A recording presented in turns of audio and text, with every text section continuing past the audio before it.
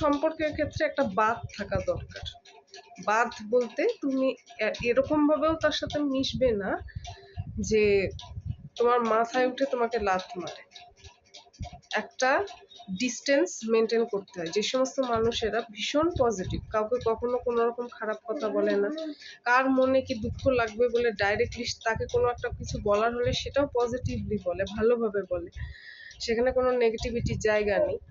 তাদের ক্ষেত্রে কি হয়, তাদের ক্ষেত্রে যে কোনো মানুষ, যে কোনো আশেপাশের যাদের প্রপার এডুকেশনটা নেই, সোশ্যাল এডুকেশনটা নেই, তার একটা ভালো কথার পরিপ্রেক্ষিতে একটা ইনসাল্ট করে দিল, তার দুর্বলতার সুযোগ নিয়ে, তার হাসি খুশি থাকার সুযোগ নিয়ে একটা খারাপ কথা বলে দিল, সেটাতে কি হয়, নিজের লস, নিজের সারাদিন মাইন্ডে ওটা চলবে। তো সেই সমস্ত মানুষকে, খুব সফট হার্টেড মানুষ তারা, একটা ডিস্টেন্স মেনটেন করতে হয় প্রত্যেকটা মানুষের থেকে, অতটা ক্লোজ হলে চলে না।